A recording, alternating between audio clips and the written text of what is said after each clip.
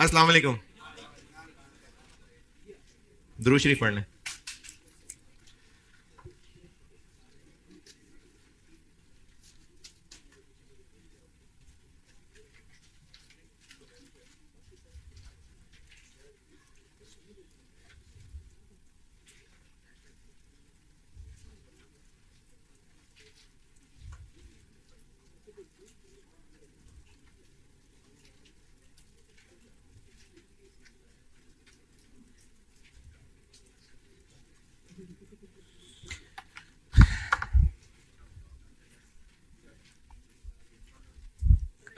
कल लेक्चर 82 में एक सवाल किया था और वो कहा था आप दोबारा करें। अच्छा, सीवीपी का चैप्टर मुश्किल है, इसमें मुझे कोई हैरानी नहीं है कि अगर आपको मुश्किल लगे, लेकिन उस मुश्किल का जो हल है ना वो इन्हीं सवालों को बार बार करना है, क्योंकि इन सवालों में जो मुश्किल है, देखो फिक्स कॉस्ट तो सब में निकालनी है ना, इन सवालों में अगर आप कॉमन चीजें ढूंढना शुरू करेंगे तो आपको ये फील होगा कि कहीं सीएस रेशो हम पर यूनिट से निकाल रहे हैं, कहीं हम टोटल से निकाल रहे हैं, कहीं कंट्रीब्यूशन पर यूनिट से सवाल कर रहे हैं, कहीं सीएस रेशो से सवाल कर रहे हैं। आप जब सवालों को कंपेयर करेंगे, क्योंकि अगर मैं आपको इसकी अभी कोई समरी बताऊं भी ना कि ऐसा सवाल हो तो ऐसे करना है, ऐसा हो तो ऐसे करना है, वो नहीं है आपके लिए मीनिंगफुल। मैं इस चैप्टर में यही कर सकता था जो किया है कि आपको सारे सवाल बोर्ड पे करके और उनकी पूरी प्लानिंग करके समझा के कैसा क्यों कर रहे हैं, वो मैंने बेटे किया है। अब आपको मशवरा यही है कि आप इन्हीं सवालों को दोबारा करें और इन सवालों को दोबारा करके उनका कंपैरिजन करके कुछ कॉमन चीजें ढूंढें कि किस सवाल में सीएस रेशो ये ले रहे थे, किस में कंट्रीब्यूशन पर यूनिट ले रहे थे, उनमें आपको कुछ ना कुछ कॉमन चीजें नजर आएंगी।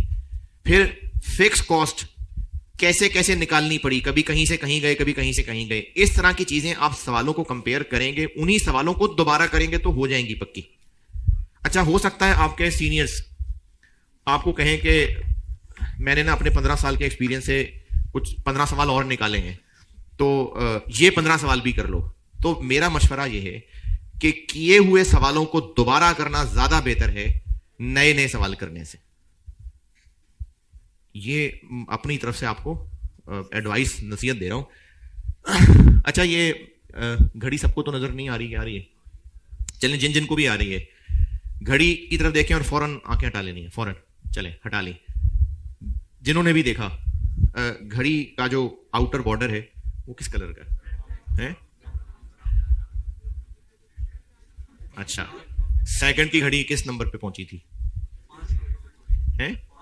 अब जिसने एक दफा देखा है ना, उसने हो सकता है कि इसकी जो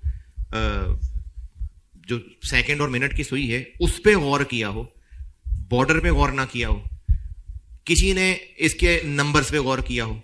लेकिन जब आप दोबारा देखेंगे तो अब आपने जो पहले देखा था उसके अलावा कुछ और भी दिखेगा। तीसरी बार देखेंगे तो जो पहले 2 दफा देखा है, तीसरी बार कुछ और भी नया दिख सकता है। तो जब आप किए हुए सवालों को दोबारा करते हैं ना, अगर तो आप उनको याददाश्त की बेस पे सॉल्व कर रहे हैं कि इस सवाल में ऐसे किया था, हाँ मुझे याद है, फिर वो कर दिया, तो कोई फायदा नहीं है सवाल करने का। आप सवाल करें, आपको बेशक फिगर जबानी याद आ रही है, कोई बात नहीं, आप रीजन अपने आप को बार बार बताएं, उसके सोल्यूशन में अपने आप को बार बार रीजन समझाएं और फिर गौर से देखेंगे तो कुछ ना कुछ नया जरूर मिलेगा। ये मैं आपको अपने तजुर्बे की बात भी बता रहा हूं। मैं एज अ टीचर उन्हीं सवालों को जब बार बार कराता हूं ना, तो एट टाइम्स ऐसा हुआ है कि 8वीं 10वीं बार मुझे जाके फिर कोई नया एंगल नजर आया है। तो इसलिए किए हुए सवाल करना ज्यादा बेहतर है नए सवाल करने से। और जितना आपके पास टाइम है वो पता नहीं, ग्रुप में शायद किसी बच्चे ने पूछा था कि जितने सवाल आपने कराए हैं अगर वही सवाल हम 2-2 दफा कर लें तो इतनी रिवीजन बहुत है। तो मैंने कहा कमाल है भाई, इतनी रिवीजन भी अगर कर लें आप, अगर ये भी कर लें तो बहुत है, एक दफा भी नहीं पूरी होने आप लोगों से। तो जितना आपके पास टाइम है, अगर आप किए हुए सवालों को कर लें तो बहुत है ये वाली बात। नए नए सवाल करने से बेहतर है कि आप इसको कर लें। अच्छा, उसके अलावा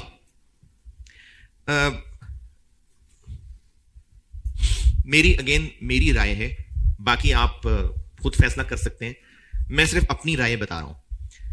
आखिरी महीने में ना आपको सोशल मीडिया पे भी और कुछ सीनियर्स की तरफ से भी ये मशवरे मिलेंगे कि फलाने टीचर का फलाना 10 दिन का बैच शुरू हो रहा है, फलाने टीचर का फलाना क्रैश बैच है, और वो 4 घंटे में पूरी कॉस्ट करा देते हैं, और फलानी रिवीजन क्लास है तो वो तो 2 दिन के अंदर अंदर सारा कुछ रिवाइज करा देते हैं।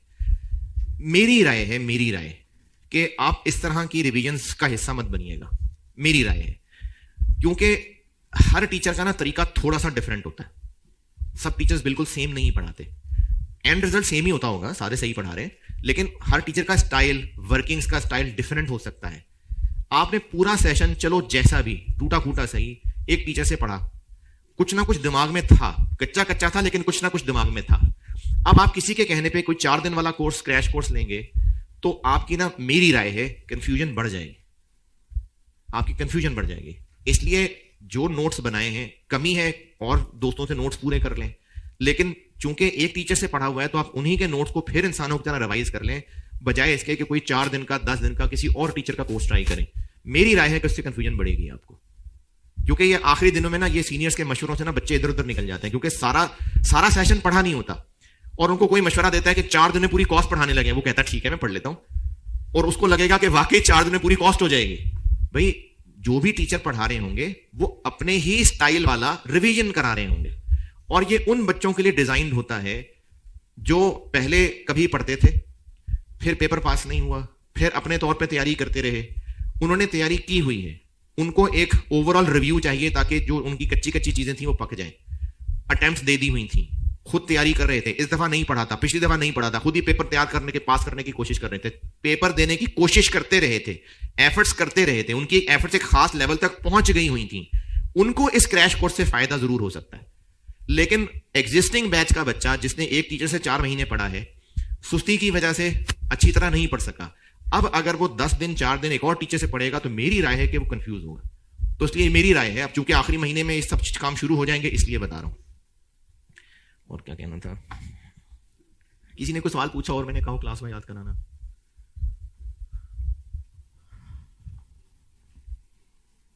चलो पता नहीं, याद आएगा तो बताऊंगा।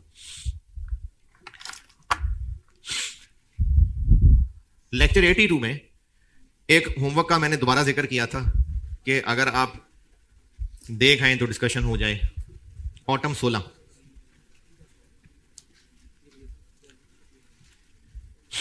अच्छा ये रिकॉर्डिंग वालों के लिए मेनली, क्योंकि आपके मैंने लेक्चर नंबर सेक्शंस में प्लेस किए होते हैं, तो ये जो आप लेक्चर 96 ले रहे हैं, 95 इससे ऊपर लर्निंग कर्व मैंने ब्रैकेट में भी लिखा हुआ है, क्योंकि ज्यादातर वो डिसीजन मेकिंग के सवालों में मिक्स होता है ना, इसलिए मैंने शॉर्ट टर्म डिसीजन मेकिंग के सेक्शन में डाला हुआ है उसको। ऑटम 16 कहा था जी, आप अगर कर लेंगे तो डिस्कस हो जाएगा, नहीं करेंगे तो ना सही, क्योंकि छुट्टियों में तो आप इतना बिजी रहे, आप ये सवाल शायद नहीं कर पाए।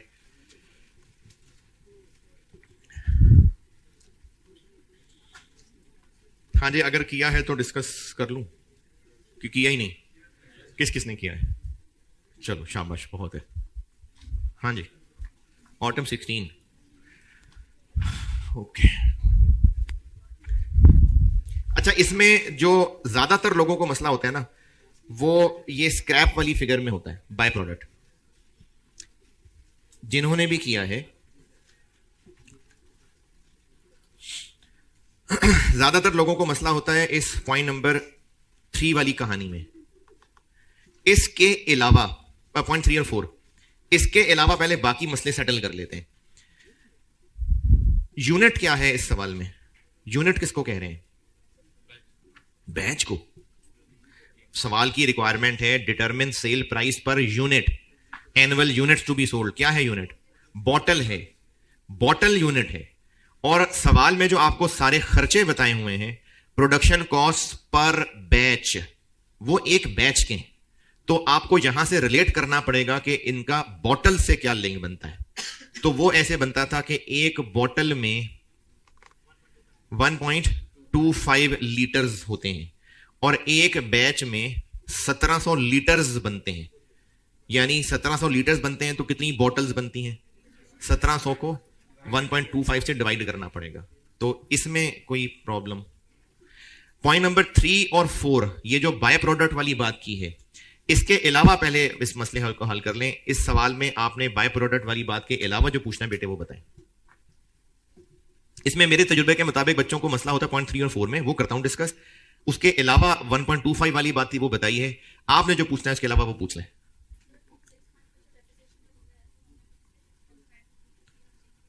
जी बिल्कुल।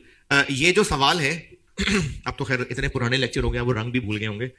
वो लाल लाल वाला प्रॉफिट निकालना है कि हमें वो डिफरेंशियल वाला सवाल करना है या रिवाइज वाला सवाल करना है? डिफरेंशियल वाला, क्योंकि आपको प्रोडक्ट सिर्फ इस नए वाले का ही डाटा दिया है और रिक्वायरमेंट में भी पूछा हुआ है intends to earn an incremental profit of 10 million. तो आपको डाटा ही डिफरेंशियल वाले का दिया है। ये जो क्लास में सवाल किया था ना, एक नसीम प्राइवेट लिमिटेड, ये उसी का है, एक एडवांस वर्जन था। वो जो हमने क्लास में सवाल किया था उसमें 4.5 मिलियन एडिशनल प्रॉफिट था और हमने फिक्स कॉस्ट भी कौन सी कंसीडर की थी? डिफरेंशियल वाली। अगर किसी के जहन में कोई फिगर हो तो वो 1,50,000 से 1,70,000 तक पहुंच रही थी, तो हमने 20,000 ली थी। एग्जिस्टिंग प्लांट की डेप्शन नहीं ली थी, सिर्फ नए प्लांट की डेप्शन ली थी। बेशक पूरी फैक्ट्री का कुछ परसेंट हिस्सा अब नए प्रोडक्ट को बनाने में भी लगे, लेकिन फैक्ट्री का रेंट तो फिर भी उतना ही रहेगा। तो हमने सिर्फ डिफरेंशियल वाले फिक्स्ड ओवरहेड्स लेने थे। नसीम वाले सवाल में नया प्लांट लग रहा था, इसलिए नई डेप्रिसिएशन थी। इस सवाल में नया प्लांट लगना है नहीं, उसी प्लांट पे ही इसने बन जाना है, इसलिए डेप्रिसिएशन नहीं ली है। क्या जी? जी जी वही, वो डिफरेंशियल वाला सवाल है, लाल वाला हिस्सा। तो ये आपको रिक्वायरमेंट से अंदाजा हो रहा है और सवाल में सिर्फ इस नए प्रोडक्ट का डाटा दिया हुआ है, इस वजह से ये डिफरेंशियल वाला सवाल है। बाय प्रोडक्ट वाले पॉइंट के अलावा कोई और पॉइंट जिन्होंने किया है? बाय प्रोडक्ट के अलावा कोई सवाल? चलें बाय प्रोडक्ट समझाता हूं। कितने लीटर्स एक बैच में डलेंगे? 1201 है और 801 है, 2000। और इवेपोरेट होंगे, किधर गया? 100। ये हो गया इवेपोरेट, ये तो चिड़ियां ले गई। उसके बाद नेट प्रोडक्ट का वजन कितना बच रहा है? ये है वेस्टेज। और ये फिगर क्यों निकालनी थी? क्योंकि जब हम कॉस्ट लिख रहे थे तो इसकी एनआरवी वहां से लेस करनी थी। ये 200 किलो है, 200 लीटर है, 200 रुपए हैं, 200 बंदे हैं, क्या ये लीटर है। ये 200 लीटर यहां से निकल के एक और डिपार्टमेंट में, एक और प्रोसेस में जाते हैं, जहां से कितने किलो वैक्स बन जाती है? Approximate waste of solid waste is 225 kilo. इन 200 लीटर से, इसमें नहीं लिखा, मैं वैसे बता रहा हूं, इसको हो सकता है ड्राई करते हो और खुश्क करने के बाद सॉलिड रह जाता हो। अब ये लिक्विड है, लीटर है, हो सकता है इसको ड्राई करते हो, पकाते हो, कुछ करते हो और ये फिर सॉलिड बन जाता हो। तो इस 200 लीटर खराब लिक्विड से 225 किलो सॉलिड वेस्ट बन जाता है। ये बदल गया 225 केजी सॉलिड वेस्ट में। फिर इसने एक प्रोसेस में जाना है और इस प्रोसेस से एक वैक्स बन के निकलनी है जो 400 रुपए की बिक जाएगी।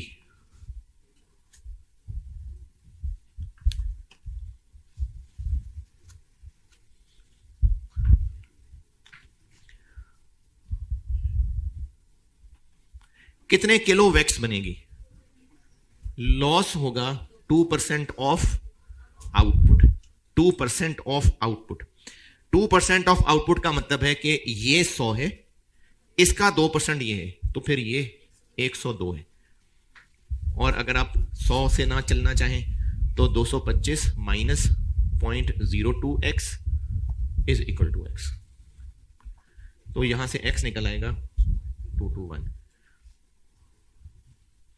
तो इस एक बैच से 221 किलो वैक्स बननी है जो कि 400 रुपए किलो बिकनी है और इस पे 250 का खर्चा होना है, यानी 150। तो 150 इंटू 221 किलो, ये उस बैच में से माइनस हो जाएगा।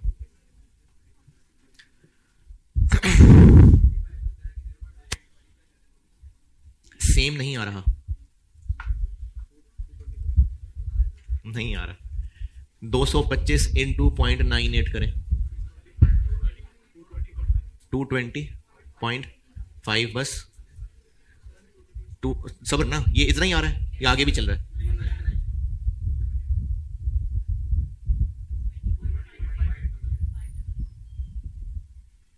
तो फर्क है भाई, फिगर छोटी है इसलिए आपको फर्क छोटा लग रहा है। ये तो बेसिक परसेंटेज के खिलाफ चले गए ना, इन दोनों में फर्क है।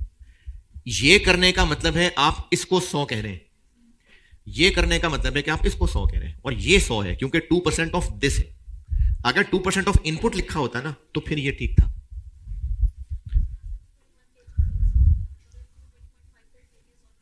कोई बात नहीं, 220.58 कर लें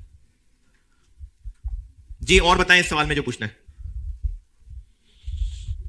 अच्छा, इसका ना आप एक सवाल, बहुत अच्छा सवाल है, कैलकुलेशन की बड़ी अच्छी प्रैक्टिस है। अगर आपको वो सवाल ना भी समझ आए, आप उसका सोल्यूशन देख के उसकी कैलकुलेशन को जरूर समझने की कोशिश करना।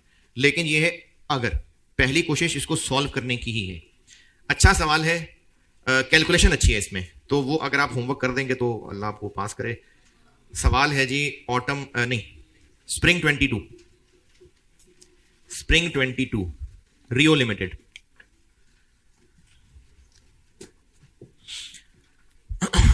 सीवीपी के चैप्टर में रियो लिमिटेड स्प्रिंग 22 चैप्टर में ये मैंने क्वेश्चन 3 रखा हुआ है।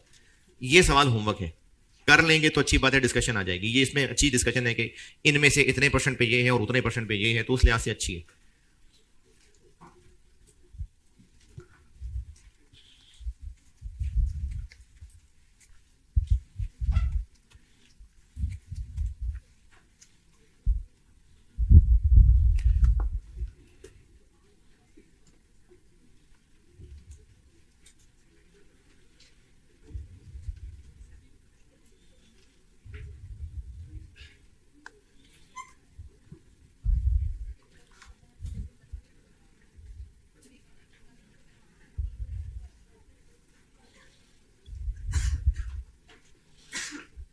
इसको मैंने अपनी बुक में चैप्टर नंबर दिया हुआ है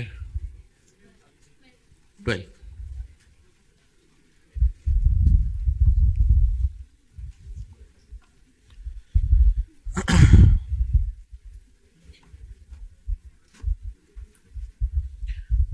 अच्छा, सीनियर्स से इंस्पायर्ड बच्चों के लिए दोबारा अर्ज है कि भाई पेपर में तो 40-45 नंबर डिसीजन मेकिंग से आते हैं, सर तो आखिर में करा रहे हैं।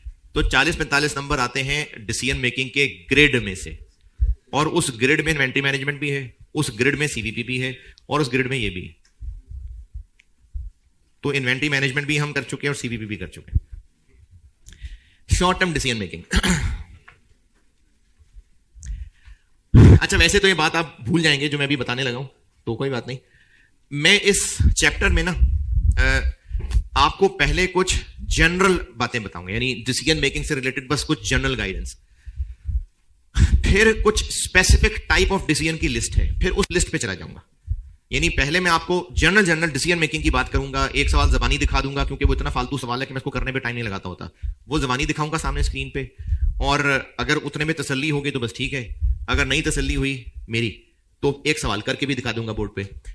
उसके बाद एक लिस्ट है टाइप्स ऑफ डिसीजन, फिर मैं उन स्पेसिफिक डिसीजन पे चला जाऊंगा। पहले जनरल डिस्कशन कर रहा हूं। पहले शॉर्ट टर्म डिसीजन मेकिंग से रिलेटेड मैं जनरल डिस्कशन कर रहा हूं। जनरल डिस्कशन से मेरी मुराद है उन स्पेसिफिक टाइप्स में जाए बगैर, इसको मैं जनरल डिस्कशन कह रहा हूं।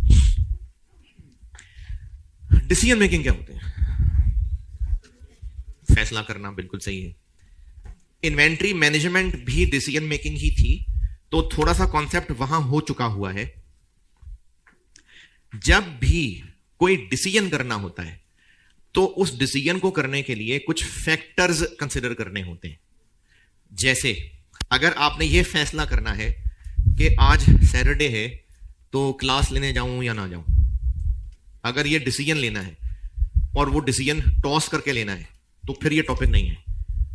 अगर कुछ फैक्टर्स को कंसिडर करना है तो यह फैसला करने में क्या क्या फैक्टर्स कंसिडर हो सकते हैं? रैंडम मिसालें,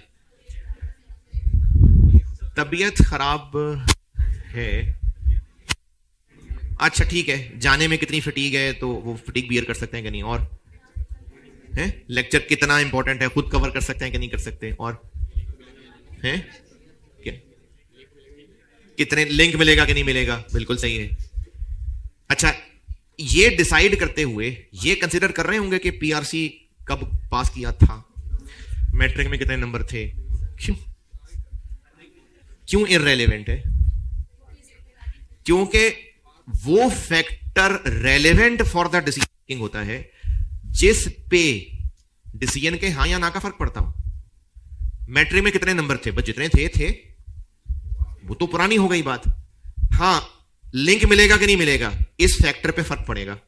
तो कोई भी डिसीजन करते हुए फैक्टर्स कंसिडर किए जा रहे होते हैं और सिर्फ वो फैक्टर्स कंसिडर करते हैं जो relevant for the decision making है। तो पहली बात तो ये कि इसको मैं एमएफए के साथ भी जोड़ता हूं ये कह के कि अगर डिसीजन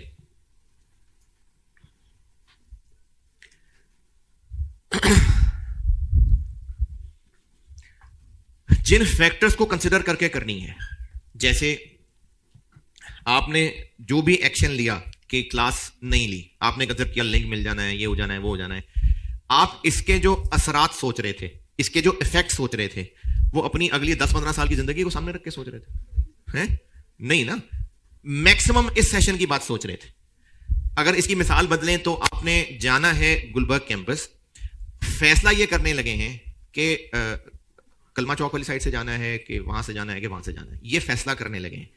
इस फैसले को करने के लिए आप ये भी कंसिडर करेंगे कि आपके आर्टिकल्स कहां होने हैं और फिर आर्टिकल्स के बाद नौकरी कहां करनी है, यानी अगले 4-5 साल पे उसके असरात।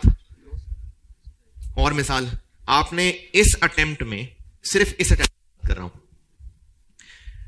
3 पेपर देने हैं, कॉम्बिनेशन क्या रखना है ये डिसीजन दे रहे हैं। ये मैं स्प्रिंग 25 की बात कर रहा हूं क्योंकि भी आप लोग पेपर सिलेक्शन सोच रहे होंगे ना। स्प्रिंग 25 में कौन कौन से पेपर करने, 3 है, अब वो 3 कौन से करने हैं, इस फैसले को करते हुए यह कंसिडर होगा कि हॉस्टल का किराया कितना होगा। भाई वो तो उतना ही किराया देना है ना, चाहे आप पेपर कैफ 4-6-8 करें कि 8-5-3 करें, किराया तो उतना ही रहेगा। अच्छा, ये कंसिडर करेंगे कि 4 साल बाद आपने इसी इलाके में रहना है या इलाका बदल लेना है, नहीं। तो आप कोई भी डिसीजन करते हुए कितना दूर तक सोच रहे हैं। अगर सोच 1 साल के अंदर अंदर रहनी है तो ये शॉर्ट टर्म डिसीजन है, और अगर सोच 1 साल से आगे तक जानी है तो ये लॉन्ग टर्म डिसीजन है। जैसे मिसाल के तौर पे, अभी आप जब यहां लाहौर आके हॉस्टल्स ढूंढ रहे थे तो आपने उसकी लोकेशन, सबसे पहले लोकेशन ही देखते हैं मेरे ख्याल में, सफाई सुथराई तो बाद में देखते हैं ना, तो इतनी इंपॉर्टेंट भी नहीं है, सबसे पहले तो लोकेशन देखते हैं।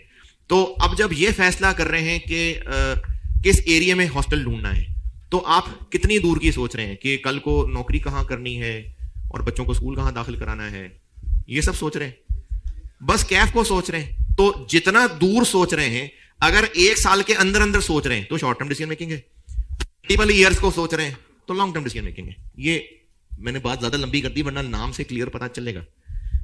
ये कैफ 3 में नहीं है, ये है एमएफए में और बीएफटी में, ये कैफ 3 में, ये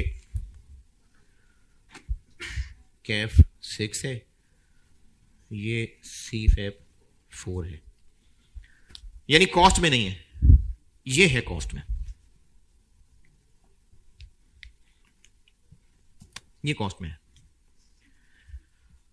तो डिसीजन मेकिंग सबसे पहली बात यह है कि शॉर्ट टर्म के लॉन्ग टर्म। तो लॉन्ग टर्म वो है जिसमें हम मल्टीपल ईयर्स को सोच के डिसाइड कर रहे हैं, और शॉर्ट टर्म जिसमें सिर्फ 1 ईयर को सोच के डिसाइड कर रहे हैं। इन शॉर्ट, ये वाला शॉर्ट नहीं, इस सारी डिस्कशन का कंक्लूजन ये है कि सवालों के अंदर बस 1 ईयर का ही डाटा है, उससे ज्यादा का डाटा नहीं है, क्योंकि हमने सिर्फ कंसिडर ही 1 साल को करना है। तो ये है जो हम लोग पढ़ने लगे। अब चूंकि डिसीजन मेकिंग है तो इसका बुनियादी रूल ये है कि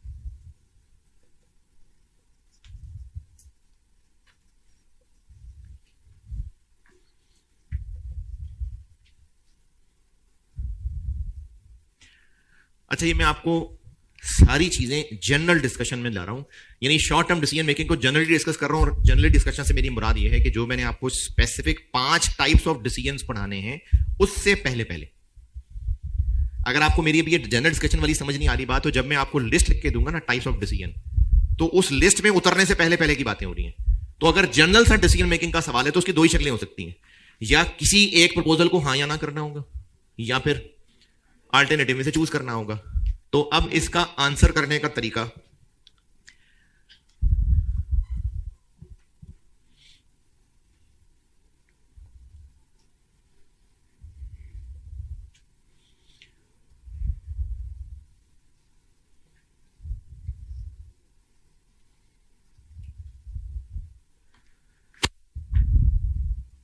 तो इसके लिए हम कैसे फैसला करें?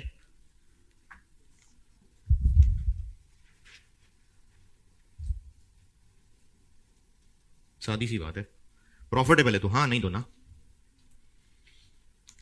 अगर किसी एक प्रपोजल के ऊपर, प्रपोजल से मुराद यह है कस्टमर ने हमें कहा है कि इतनी चीजें मैं आपसे खरीदना चाहता हूं, इतने पैसे दे सकता हूं बस, तो अब हमने इसमें हां या ना का फैसला कैसे करना है? प्रॉफिटेबल है तो ठीक है, हां। और अगर कंपैरिजन ऑफ ऑप्शंस वाला सवाल है तो जो ऑप्शन ज्यादा बेहतर होगी, और ज्यादा बेहतर का मतलब है अगर सारी ऑप्शंस प्रॉफिटेबल हैं तो, और अगर सारी ऑप्शंस हैं ही एक्चुअली खर्चे खर्चे की ऑप्शंस, तो जिसमें कम खर्चा है।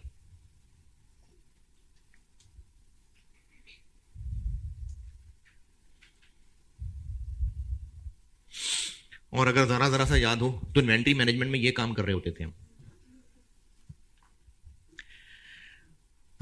अच्छा, फिर बार बार इसलिए कह रहा हूं क्योंकि मुझे तसल्ली नहीं हो रही कि मैं समझा पा रहा हूं कि नहीं। मैं अभी डिसीजन मेकिंग की ना कुछ जनरल डिस्कशन कर रहा हूं, स्पेसिफिक टाइप्स की डिटेल में उतरे बगैर, कि अगर एक डिसीजन मेकिंग का सवाल है तो या वो इस शक्ल का होगा, इस शक्ल का होगा, और करना फिर कैसे है फैसला। इस शक्ल का सवाल है तो देखेंगे प्रॉफिटेबल है तो हां, नहीं तो ना। और अगर इस शक्ल का सवाल है तो जो बेनिफिशियल ऑप्शन है उसको सिलेक्ट करेंगे। और इन सारी कैलकुलेशंस के लिए चूंकि 12 डिसीजन मेकिंग है, तो कौन से इनकम और एक्सपेंसेस कंसिडर करने हैं? जो रेलेवेंट हैं।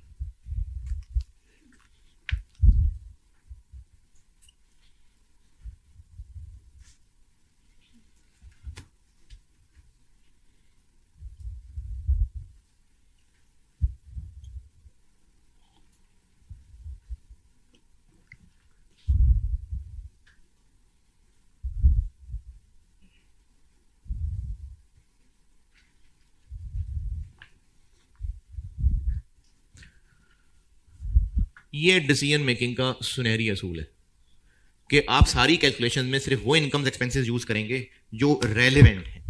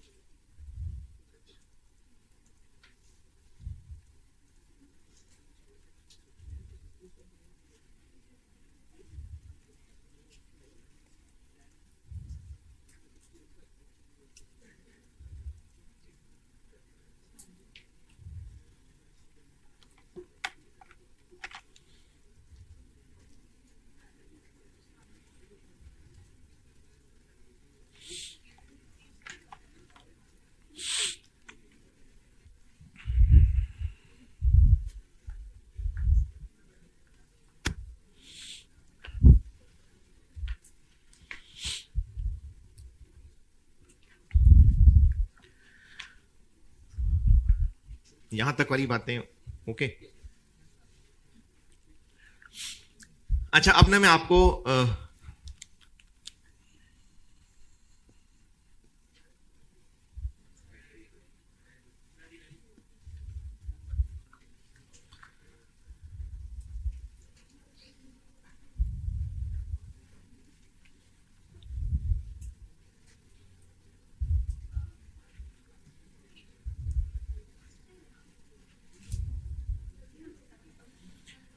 ये चार बातें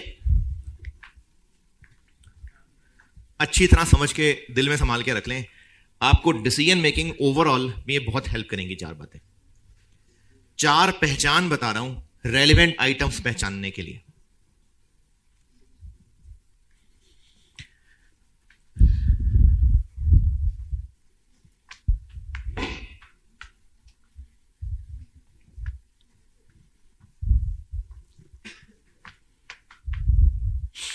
उर्दू में बताऊंगा, वो फिर आपने जिस जबान में लिखनी हो लिख लीजिएगा।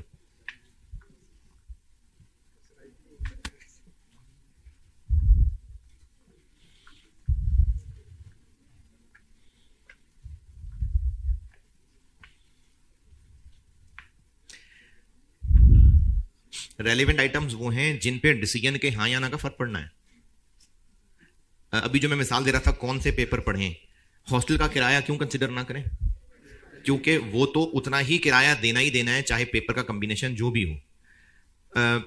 पेपर की ट्यूशन फीस कंसिडर होगी, हाँ वो हर पेपर की अलग अलग हो सकती है। और चिंची रक्षा आने जाने का किराया कंसिडर होगा, हो सकता है अगर अलग अलग कैंपस में पढ़ने हो सकता है कंसिडर। स्टेशनरी का खर्चा वो भी कंसिडर होगा। तो रेलेवेंट आइटम्स वो हैं जिन पे डिसीजन के हाँ या ना होने का फर्क पड़ना है। ये पहली टिप नहीं थी, अब बताऊंगा टिप्स। चार बातें बता रहा हूं, ये चार बातें रेलेवेंट आइटम्स पहचानने के लिए इंपॉर्टेंट है। सवाल इस शक्ल का हो सकता है, इस शक्ल का हो सकता है। इसके लिए ना रेलेवेंट आइटम्स पहचानने में कुछ और भी खास देखना पड़ेगा, इसलिए अभी मैं आपको इसके लिए गाइडेंस दे रहा हूं। यानी मैं आपको जो इस वक्त चार टिप्स बताने लगा हूं ना, वो मैं मेनली बता रहा हूं for evaluation of a proposal के लिए,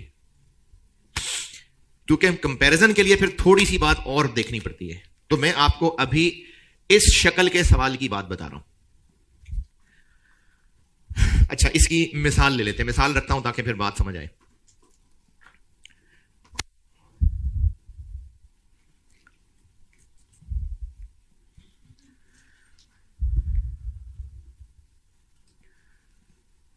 एक मिसाल बता रहा हूं, शादियों का सीजन होगा और ये इर्द गिर्द शादी हॉल हैं, बहुत ज्यादा फुल हाउस चल रहे हैं।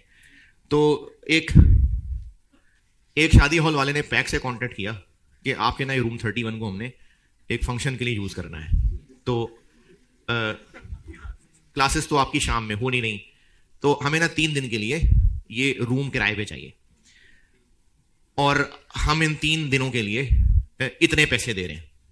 कितने दे रहे हैं? चलो 10 लाख ले लेते हैं।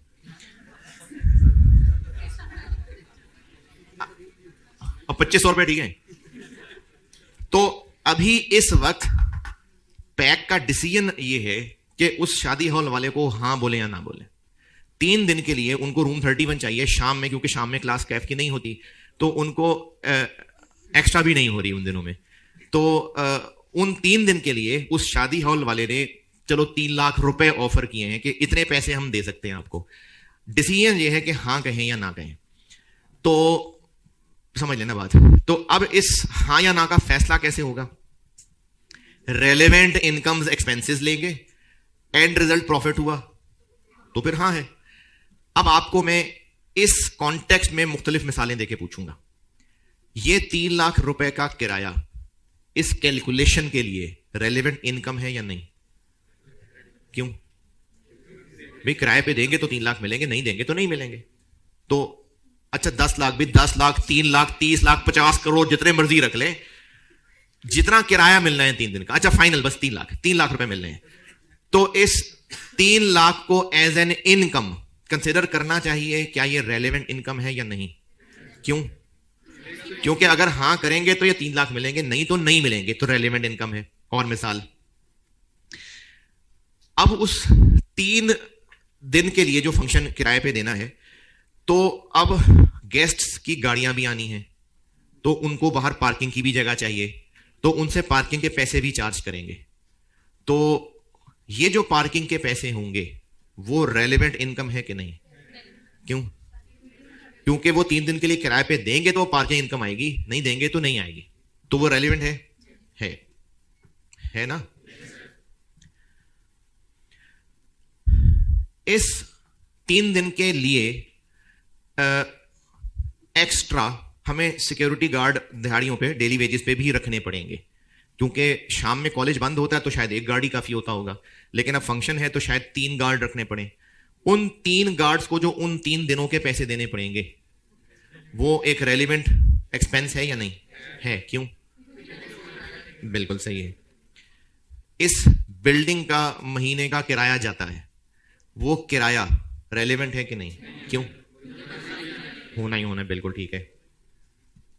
और मिसाल, अगर ये 3 दिन के लिए उस शादी हॉल को दे दिया किराए पे, तो उन शादी हॉल वालों के दुश्मन हमें धमकी लगाएंगे कि यहां तो तुमने गार्ड रख लिए, हम गुलबर्ग कैंपस पे जाके पथराव करेंगे अगर तुमने इनको ये 3 दिन के लिए दिया तो।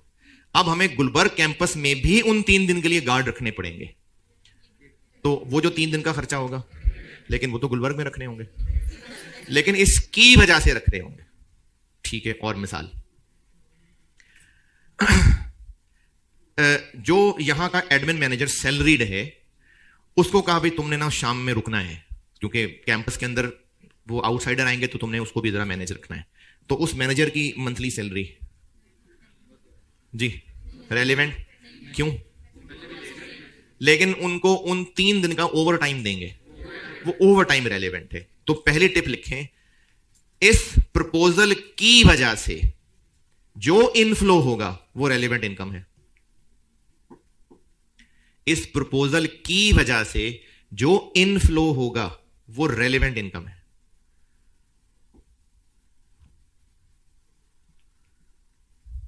जो मेरी इन दी हुई मिसालों में से कौन कौन सी थी?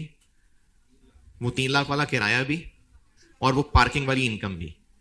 पहले टिप रिपीट कर रहा हूं, इस प्रपोजल की वजह से जो इनफ्लो होगा वो एक रेलेवेंट इनकम है।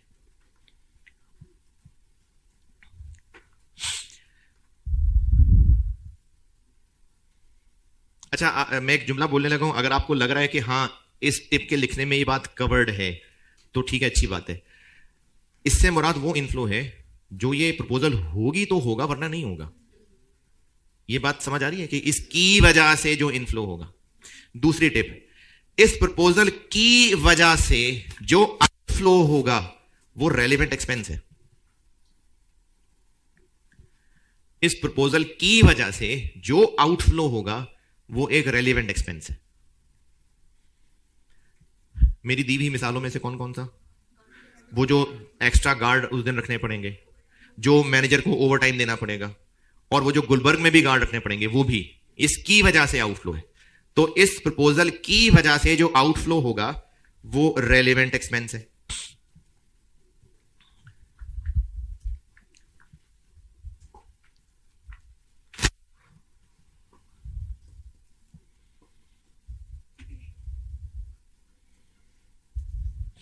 तीसरी टिप ये समझाता हूं पहले, और तीसरी और चौथी टिप समझाने के लिए ना मैं मिसाल को थोड़ा सा बदलूंगा।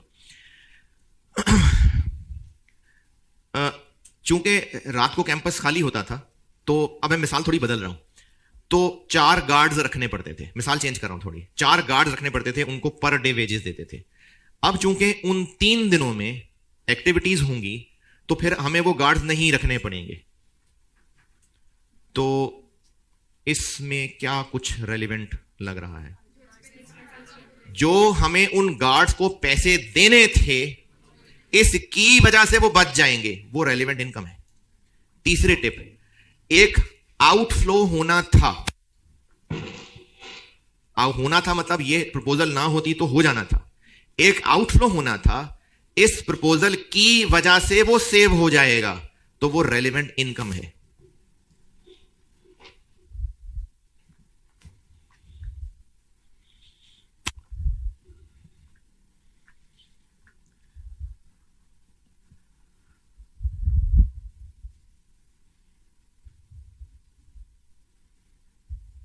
एक आउटफ्लो होना था, इस प्रपोजल की वजह से बच जाएगा, तो वो रेलेवेंट इनकम मानेंगे हम।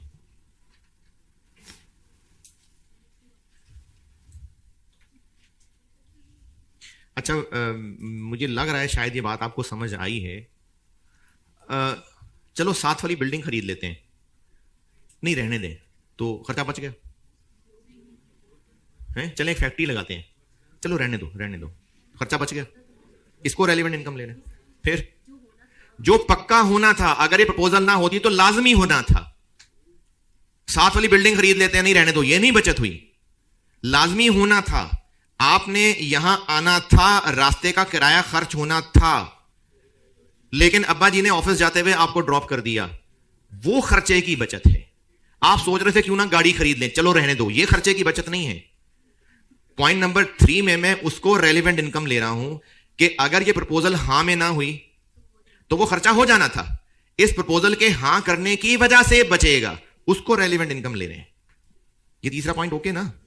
इसी का उलट हम लोग यहां शाम को बाकी इर्द गिर्द के ऑफिस को पार्किंग फैसिलिटी दिया करते थे और पर डे पर आवर जैसे भी पैसे कमाया करते थे।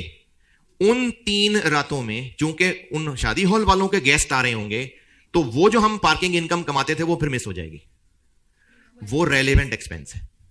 चौथी टिप, एक इनफ्लो होना था, इस प्रपोजल के हां करने की वजह से अब नहीं होगा, वो रेलिवेंट एक्सपेंस है। एक इनफ्लो होना था, इस प्रपोजल के हां की वजह से अब नहीं होगा, तो वो एक रेलिवेंट एक्सपेंस है।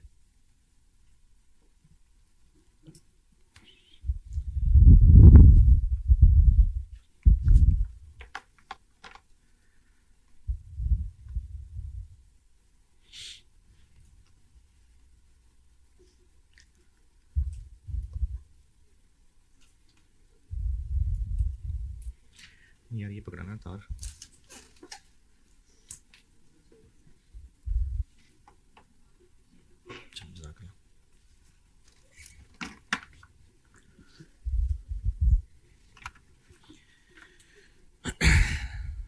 जी चारों बातें कुछ समझ आई कि नहीं जी? जिनको इस वर्ड का पता है, तो ये जो मैंने चौथी बात लिखाई है ना, इसको अपॉर्चुनिटी कॉस्ट भी कहते हैं। ये वर्ड सुना है पहले कहीं? इसको अपॉर्चुनिटी कॉस्ट कहते हैं कि इस प्रपोजल की वजह से हमें कुछ कुर्बानी देनी पड़ जाएगी, तो वो कुर्बानी अपॉर्चुनिटी कॉस्ट है।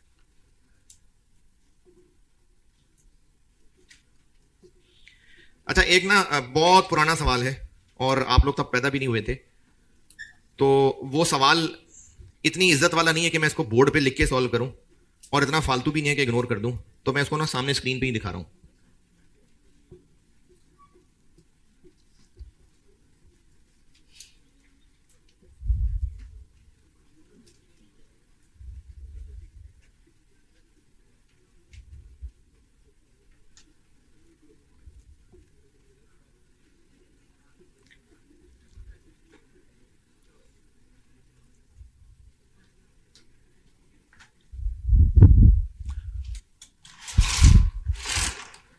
ये मैं यही स्क्रीन पे ही ना इसका सोल्यूशन दिखा के, तो ये जबानी जबानी कर रहा हूं डिस्कस। आप इतनी को अंग्रेजी पढ़ें अगर पढ़ी जा रही है तो, या फॉन्ट साइज बढ़ाऊं, जूम इन करूं, या पढ़ा जा रहा है? चलें इतनी को अंग्रेजी पढ़ें। हाँ बस ठीक है, ये पूरा सवाल ही है, ये पूरा सवाल है सामने।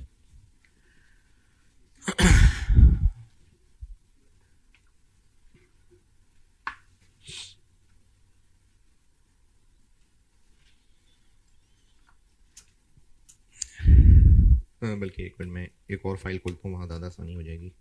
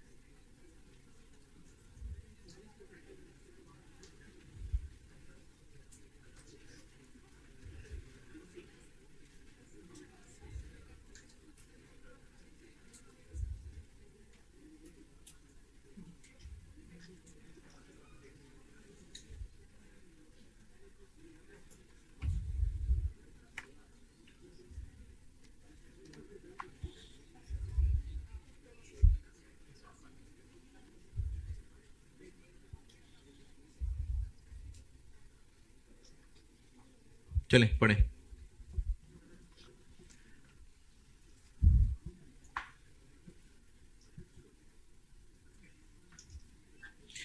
सवाल पढ़ने को कहा है।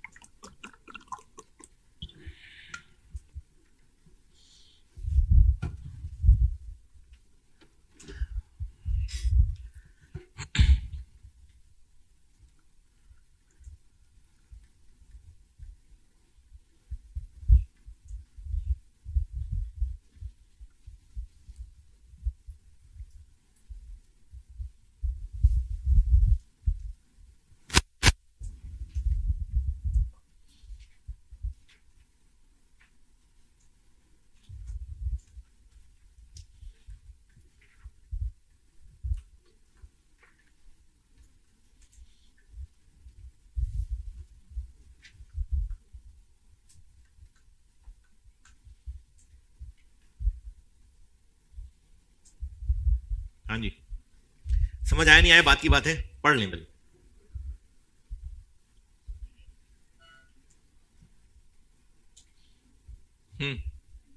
ये आपकी पिदाई से पहले का है।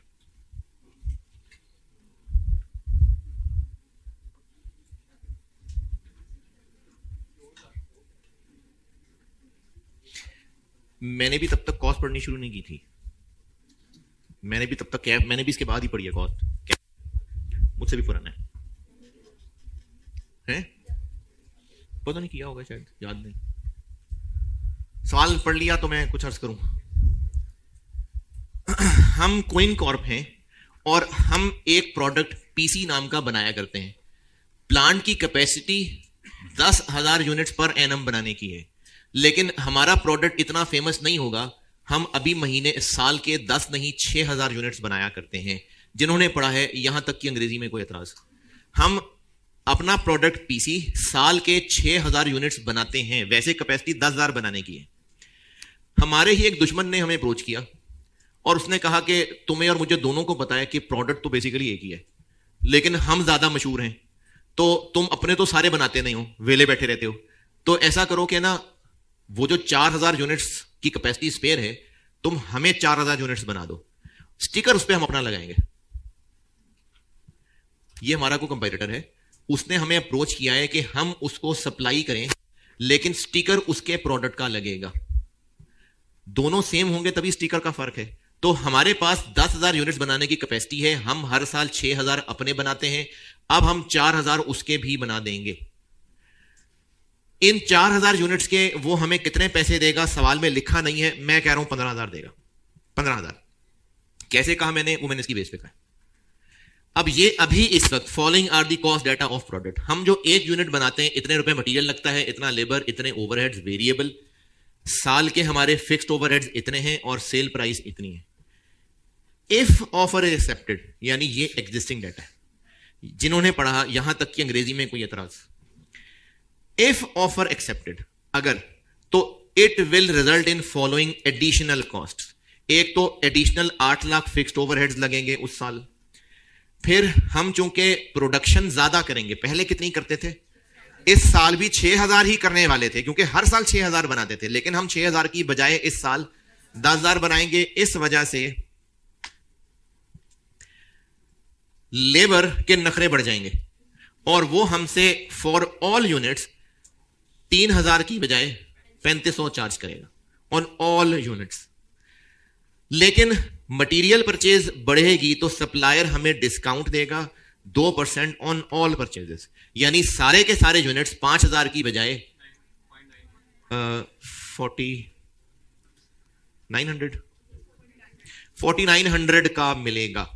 यह है अगर ऑफर एक्सेप्ट हुई तो। फिर इसके अलावा चूंकि कंपटीशन बढ़ जाएगा, कंपटीशन कैसे बढ़ जाएगा, क्योंकि हमारा दुश्मन हमसे ही अपने प्रोडक्ट्स और बनवा के मार्केट में फेंकेगा। तो वो जो बचे कुछ कस्टमर हमारे पास आते थे वो भी गए। तो उसकी वजह से हमें अपने सेल्स प्राइस को 15 से कम करके 14,500 पे लाना पड़ेगा, और एक आफ्टर सेल सर्विस डिपार्टमेंट भी खोलना पड़ जाएगा जिसपे इतना खर्चा होगा। तो जिन्होंने सवाल पढ़ा है इसकी अंग्रेजी में कोई एतराज है तो बताएं। रिक्वायर्ड ये है कि दुश्मन है, चलो कोई बात नहीं, बिजनेस बिजनेस है, तो उसकी इस ऑफर को एक्सेप्ट करें या ना करें, तो प्रॉफिट होगा तो करेंगे। अब इसमें रेलेवेंट इनकम्स क्या क्या हैं इस प्रपोजल की वजह से, क्या क्या, वो जो 4,000 यूनिट्स हम बेचेंगे, या बाकी 6 भी, 4, वो 6 तो बेचने ही थे, वो जो 4 बेचेंगे उस पे इंटू 15,000 करके जो पैसे आएंगे वो रेलेवेंट इनकम है। 15 मैंने कहा है 15 कि हम उसको 15,000 ही चार्ज करेंगे, ये 15,000 रुपए, ये एक रेलेवेंट इनकम आ गई। ओके, और कोई रेलेवेंट इनकम इसकी वजह से जो हमें मटेरियल सस्ता पड़ेगा, यानी जो 6,000 यूनिट्स हमने वैसे भी बनाने थे उनके लिए मटेरियल खरीदना था 5,000 का, इसकी वजह से 4,900 होगा, तो 100 रुपए बचत होगी। इसकी वजह से वो 100 रुपए रेलेवेंट इनकम है। इंटू 6,000 या इंटू 10,000, इंटू 6,000, क्योंकि 6,000 बनने थे इसके बगैर, उन 6,000 पे इतने रुपए का मटेरियल पड़ना था, इसकी वजह से वो इतना सस्ता होगा, तो ये एक रेलिवेंट इनकम है। खर्चे क्या क्या होंगे इन 4,000 यूनिट्स को बनाने में? जो मटेरियल, लेबर, वेरिएबल ओवरहेड लगेगा वो सब रेलिवेंट एक्सपेंस है। मटेरियल कितना लगेगा? 5,000 रुपए, नहीं सस्ता, ये वो सस्ता आ गया। लेबर इन 4,000 पे इतनी लगेगी, ये मटेरियल लेबर हो गया। लेकिन इसकी वजह से उन 6,000 पे भी 500 एक्स्ट्रा लगेगा, ये वो 500 है। कौन सा 500? वो जो लेबर 3 की बजाय 3.5 मांगेगा, तो इसकी वजह से 500 एक्स्ट्रा है, तो वो भी एक रेलिवेंट कॉस्ट है। अच्छा देखें, ये 4-4 हजार है, ये मैंने 6 लिखा है। ये है जो उन 4,000 को बनाने में खर्चा होगा, ये है जो उसकी वजह से बाकी 6,000 पे भी एक्स्ट्रा खर्चा पड़ेगा, तो ये 6,000 का 500 ये रेलिवेंट। और जो हमने 4,000 यूनिट्स और बनाने हैं उन पे वेरिएबल ओवरहेड लगने हैं, ये वो है। इसकी वजह से फिक्स्ड कॉस्ट कितनी? वो जो एडिशनल वाली है, इसकी वजह से हम जो सेल्स 15,000 की करने वाले थे वो 14,500 की होंगी। इसकी वजह से हमें वो 500 का खर्चा भी पड़ेगा, ये वो कुर्बानी है। और हमें एक आफ्टर सेल सर्विस डिपार्टमेंट बनाना पड़ेगा जिस पे 5 लाख खर्च होगा। इसका एंड रिजल्ट चूंकि प्रॉफिटेबल है, तो हाँ जी, क्योंकि अब कंपटीशन बढ़ जाएगा तो हमें कस्टमर्स को अट्रैक्ट करने के लिए एक तो प्रोडक्ट सस्ता भी करना पड़ेगा, फिर एक आफ्टर सेल सर्विस का डिपार्टमेंट भी बनाना पड़ जाएगा। उसका खर्चा पड़ेगा ना, वहां के लोगों की सैलरीज देनी पड़ेंगी।